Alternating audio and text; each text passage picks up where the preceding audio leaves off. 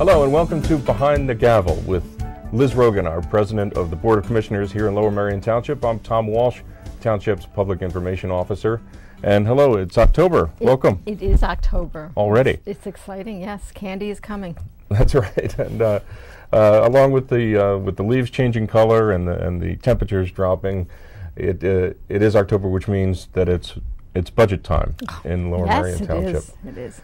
So I thought that we would start by reviewing some of the information presented at the September Budget Workshop, otherwise known as Budget Saturday. Budget Saturday, yes. It's an extra day of work for those here on staff.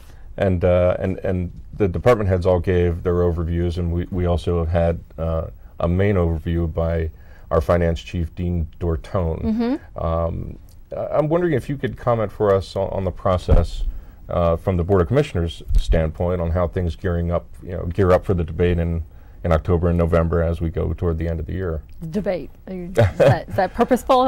Not necessarily. Okay, so the discussion. Let's put it that way. Well, hopefully there won't have to be a debate because the end result will be, what we hope is going to be no tax increase for the township's portion of the real estate bill, which is a good thing. That's right. And nobody likes to have to pay more taxes, although it does have implications down the road. So process, we had Budget Saturday. The staff, as you know, has been working for a long time on the budgets. They put together all their numbers, and then we have the Budget Saturday session so that we can see what the expenditures are expected to be. And so we are going to be discussing, the manager's going to take all the information that he heard at that afternoon or that morning and put it into a proposed budget that gets given to the commissioners. The commissioners will probably see that at the end of October. Right. Then we have the two public hearings. One is a public hearing in the middle of November and then another one at the beginning of December. And hopefully we'll adopt it the third week in December. Obviously we'll be discussing it many times between that. We'll have, any finance committee meeting between now and then would be an opportunity to discuss things, and that's the expectation. The good thing about the no tax increase is that because of the conversations that we had earlier in the year when you weren't on staff, but you probably know very well about, so we have excess reserves in our general fund, and because of the excess reserves, we can draw them down and forestall any kind of a tax increase. It doesn't address the fact that revenues change because of the assessments getting older and older, and people appealing their assessments and getting lower assessments. So our revenue goes, either steady or down, and so we still have the things to have to pay for and the services to provide. So we don't have to have a tax increase this year. I expect a real estate tax increase, but you actually pay for services through not only real estate taxes, through fees. So. Well, we are in the midst of the presidential debate season, which is why I think the slip of the tongue with debate. So, but anyway, I wanted to remind everyone that we will have the budget posted on the township's website once that proposed budget is made available to the commissioners, probably toward the end of the month. There is, however, a proposed increase in the solid waste fees. Right? That's the first one in 3 years. It is. Like we were just talking about taxes, and we get revenues not only just from taxes but from fees. So, that's right. And for 3 years we've kept that fee steady, but that's a different fund than the general fund, which is our real estate taxes. The money that we collect from our solid waste fees goes into a separate budget, and it's self-sustaining. So anybody in the township who gets refuse or recycling services or their leaf bags picked up, all of that we have to pay for. Everybody who uses the service pays for it. So that's the fee part of it. And we haven't increased costs, our cost in terms of paying a fee for 3 years, but the number of people that we have to serve is still the same. Probably recycling is increasing in terms of what we're recycling. That's right. And then our grant from the state for recycling has dropped down. Our the expense that we have to get rid of commingled like our plastics and That's right. cans and things, that has gotten more expensive to do, and we're making less money on the paper recycling when we get paid for that to get picked up. So if you have less money coming in and more costs, even though our staff is lower than it was 3 years ago, we still have all the other costs, and that's why there has to be an adjustment. That's right, and the differentiating between taxes and fees, I think, is something that's easily misunderstood and mixed up often. Well, I think that, not just by the public at large, but by officials. Well, yeah, but and I think that sometimes you can say taxes aren't going up, but fees are going up. It's still somehow giving dollars for services that you get, whether you do it in a tax or you do it in a fee. If we're going to want the service, we have to be able to figure out how to pay That's for right, it. and this is one of those services which is not the most exciting to talk about, but is essential when it's not going well or it doesn't happen, and it's completely obvious. Yeah. Okay, so as always, residents are encouraged to express their thoughts, and we know that we have a lot of civic dialogue here in Lower Merion Township. Express their thoughts on the budget proposal by the public meetings, and don't forget they're broadcast live here on LMTV and rebroadcast throughout the week. Yeah. In writing or direct expression. Yeah, they can call their commissioner, they can call the township. I think that getting feedback is really important, and that's one of the purposes of Budget Saturday, is a workshop for the board so that they can get information and answer questions that their constituents would have. If you don't have the information, you know where to go to get it. So I think it's, and there were feedback. Plenty of questions. Yeah, there were. and I think feedback in terms of, what kind of service you want. Not just feedback like, I don't want my taxes raised, or I don't want the fees raised, or I'm so glad the taxes aren't, Yes. but more specifics, like, do you want to have your trash picked up? Would you like an adjustment in something or another to be able to affect either the service or the cost of the service? So that feedback is really important, and we can get it. Already gotten plenty of that. When the night the topic was broached, there was already plenty of commentary and ideas put back and forth. I know some of those ideas are in play and being talked about right now. Yeah. So that's great. For the updated capital improvement program, Don Cannon, our public works head, he talked to me a little bit about this week about that, and told me that a few figures are proposed to stay the same, such as about $1 million for road reconstruction and paving, $600,000 for storm sewer repairs and upgrades, bridge projects, which includes culverts and all kinds of things of that nature, estimated between $300,000 and $500,000 for the next few years. Of course, the library projects are ongoing. Yeah, the capital improvement program is capital expenses. So if we want to have our roads cleared off and our trash, all of those things, our sewers maintained, the stormwater system maintained, they all cost money, and that's what goes into the capital budget. So the ongoing operational costs and our investments, like you said, the libraries, and I think that both of those big expenditures, big dollar figures in terms of spending and commitment in resources that our taxes go to, all of that is critical, I think, and vital for both the quality of our lives that we have in the township, but also our property values. If we don't make those investments and we don't keep things maintained, that affects the property values. And it's exciting to see that those capital dollars come to fruition. The perfect example right now, of course, is the Ludington Library. Yeah. And we've talked a lot about the Ludington Library on LMTV over the past few weeks, but there's a good reason. It turned out beautifully, and I think that's all the more reason to be excited about the Bala Library, which is due to reopen in 2013. It's being worked on right now as we speak.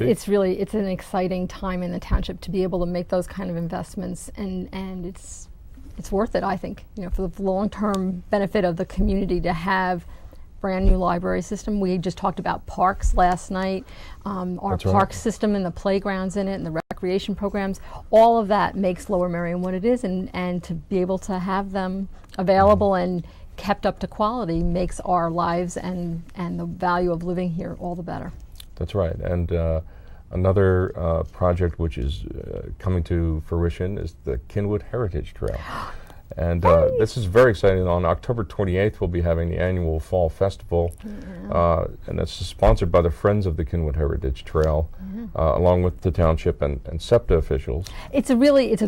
That's an amazing project. All that little area has so many different things going on in it. So we have the Kenwood Trail, and we have the station itself, which was falling apart. That is the biggest, amazing demonstration of a transformation, a remarkable job. And you know, we have a debt of gratitude. You know, huge thanks goes to the volunteer groups that have put in the time and effort on that. And I would just encourage everybody on the 28th to come, because there's a whole day-long series of events that are going to be happening. We were told we have to keep our speechifying down to minimum when we cut the ribbon, and we will do that. And then there's all sorts of fun things to come out and do. So right by the train station at the curve of Montgomery Avenue is where everything, I think, is happening. That's right. It's sort of a dual ceremony. Because the station, as you mentioned, is now complete, the Lower Merion Historical Society, they'll be holding a ribbon cutting of their own, along with the trailhead ceremony. Yes, and that was, you know, not only the Kenwood Station being a partnership with the county and the township, but the Kenwood Station being being SEPTA's support, and the township and the county support, along with the nonprofit, the Historical Society. It's just the partnerships that were created by all of that focused energy and commitment is yes, you know, and it's just a beautiful hallmark. It's a completely beautiful place, 2.5 miles all the way down.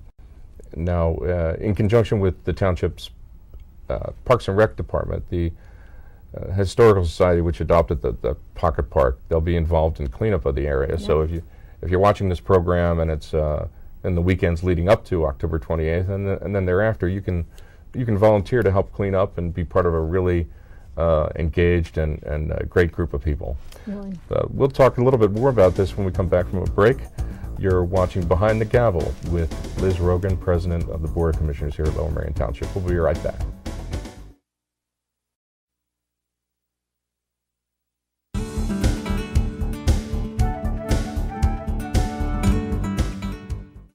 Hello and welcome back. You're watching Behind the Gavel. We're here with Liz Rogan, President of the Board of Commissioners for Lower Merion Township. I'm Tom Walsh, Public Information Officer. And when we left off, Liz, we were talking about the Kenwood Heritage Trail. We were, and I want to get a chance to really thank all of the volunteers for that organization, because it's just an amazing thing that's happened in our community, and it doesn't happen everywhere, and it only happens because people really care. So, I mean, the Friends of the Kenwood Heritage Trail and the people that are involved with the Historical Society, the neighbors who live there, everybody, and I'm sure I'm going to leave somebody out, all our staff and people from the other communities. I mean, that area had been planted. It was amazing gardens when we first got the trail started, and then it all had to be cleared away because SEPTA did a big investment on the platforms and the walkways down. So all of a sudden it was naked down there, no vegetation, and it was really sad that all of that planting was gone. Well, it's all back again, and that's hard right. work. Recent planting weekends between. Everyone there is volunteer, even people on staff. Pretty remarkable. Yeah, I have to, from the bottom of my heart, I mean, it's just an amazing example of why I love living in this community, because of things like that. And I don't know if everybody that goes there and enjoys it realizes what that station actually looked like. I mean, it was termite damaged, it was fire ridden, it was horrendous. It was ready to be demolished and declared, you know, unsafe. And all of that effort and you know, a cooperation between many different people made it happen, that we still actually have a real important piece of our history there. That's right. For anyone who has not been there so far, it's a 2.5 mile, it's so-called linear park. So it's along an old rail bed. All the railroad tracks have been ripped up, and replaced with two different kinds of paths, a hard path, a soft path. Yeah, you know, that's actually one thing I wanted to mention, because I bet you see two paths there, and a lot of people don't know that one of them's for people and one of them's for bikes. So That's the people go on the soft one and the bikes go on the hard one. So just think about your feet like nice and soft, and your bikes need a surface, even though you have mountain bikes. The mountain bikes, the speed bikes, all the bikes stay on the asphalt, and people get to walk on the soft stuff. That's right, and as you go further, the further down you go, you get closer to the Schuylkill River and Schuylkill Expressway, and it eventually curves around to Rock Hill Road. Rock Hill Road, and That's actually before you get to Rock Hill Road, you get to the Manayunk Bridge, which we're going to get to have. I know, and that's what I wanted to mention. I got a chance to actually see the Manayunk Bridge and be on top of it, and it's just unbelievable, the potential.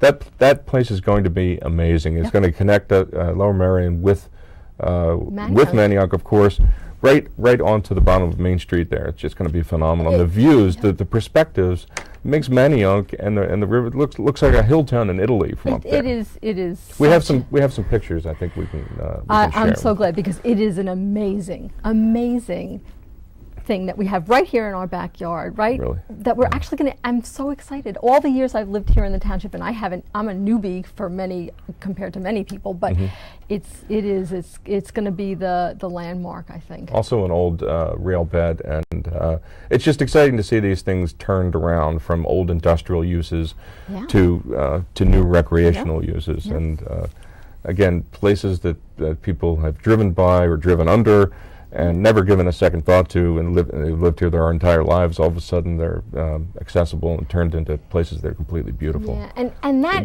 they only get that through fantastic planning, right? Oh, I love planning. Yes, it's a good thing. Thank you very much for that plug. Oh, it's an amazing,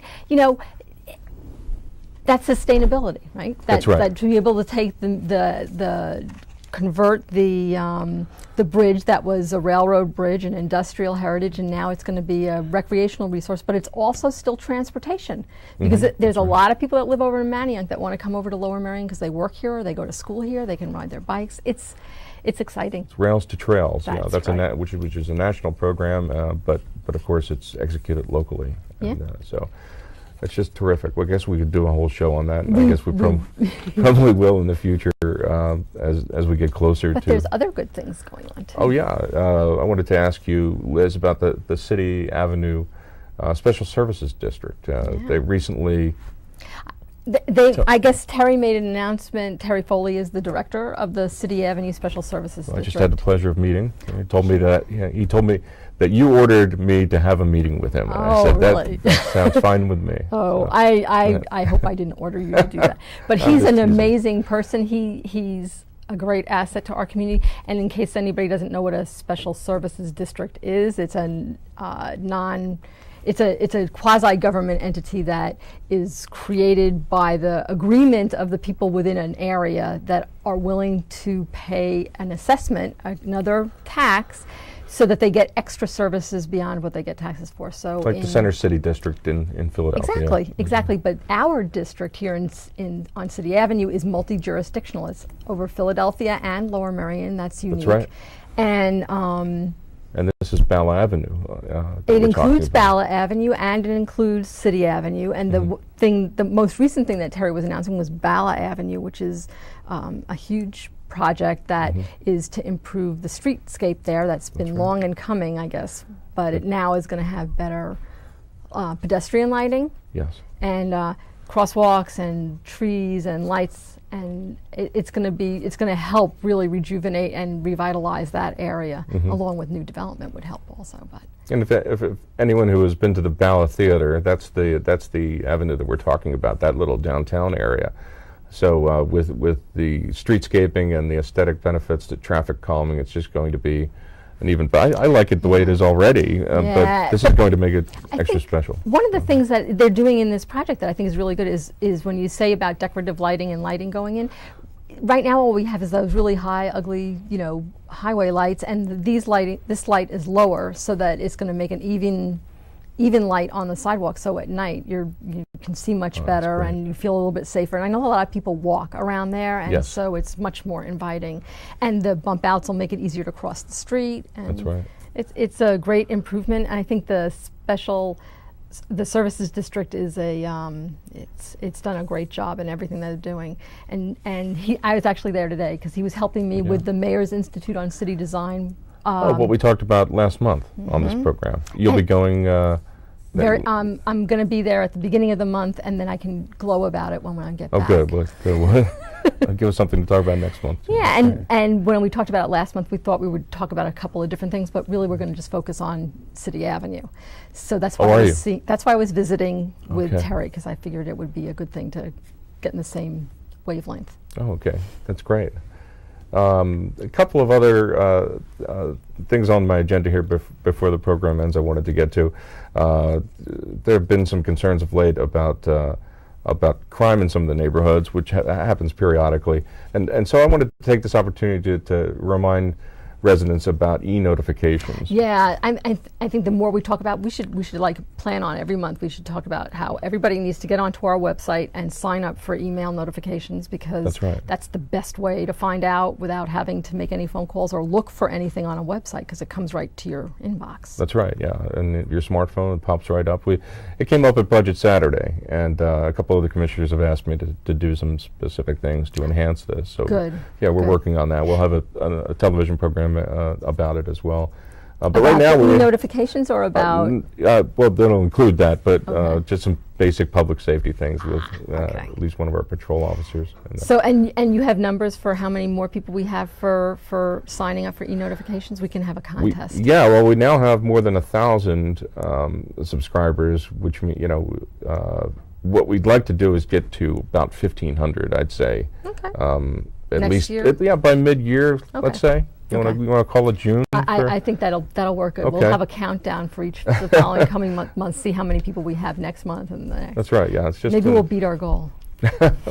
Hopefully, we'll have a ticker on the bottom of the screen when we do Behind the Gavel. Recently, Liz, we had a couple of ceremonies here involving Lower Merion Police Department on consecutive days. We did. One was a plaque dedication. It was remembering a man that. No one alive right now remembers him, because this happened almost 90 years ago. Yeah. He was the first township officer to fall in the line of duty. His name was Francis Roy. He went by the name of Buck. And Officer Roy and his partner, I guess, were responding to a... Yeah, surprising, actually, when Montgomery County DA Risa Furman sponsored this along with a nonprofit organization that I guess she's done some other recognitions to fallen heroes on. Yeah, Jimmy Binns' organization. And so I guess people might know this and figure it out, but I mean there was the KKK chapters here in Lower Merion. I mean, that was a long time ago. About when, you know, and they were responding to a rally, and KKK being at the college at college. Yeah, which you wouldn't think, but it happens, and it wasn't a proud time in our history, I guess, as a community, but it was all over the country then, and he lost his life when he went to go respond. This was July 1924 that this happened. And Officer Roy and his partner, both of them were shot. Officer Roy succumbed to his wounds 2 months later. Yeah, that must have been awful, but it was really a nice recognition ceremony. It was great that the DA was here. She gave a very nice speech, and this ceremony long was planned, but it happened to come just 2 weeks after Plymouth Township officer. Brad Fox was killed in the line of duty, so it was all the more poignant, and that was brought up, and he was remembered as well. Which was, that was a good thing. That was the harder thing to do, because the next day we actually got to do something fun. We had the badge ceremony. Yeah, the following day. Yeah, and that was great, because we had seven new young men and women. I was very excited about that, one woman. And so now we have 7 new recruits. They worked really hard to get here, and they're at the academy now, I guess. Yeah, 6 months, I think, of hardcore training. It's good. We have 20 new police officers now on our rolls, and that's like a fifth, almost a fifth of the force. Big turnover. So it's exciting time in the police department. I think we have a near full complement. I think maybe we're one short now. About 135 police officers.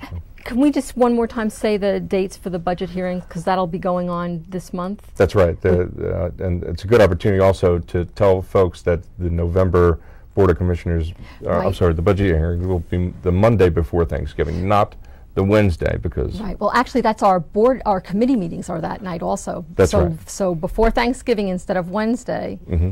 before Thanksgiving, it's Monday. So that's the 19th or something of November. That's right, November 19th. And then Monday. the other budget hearing is the 5th of December. That's right. And that's all we have time for right now. This has been another edition of Behind the Gavel with Liz Rogan. Thank you very much, Liz. My pleasure. And we'll see you next month here on Behind the Absolutely. Gavel. I'm Thomas Walsh, the Public Information Officer for Lower Merion Township. Have a great day.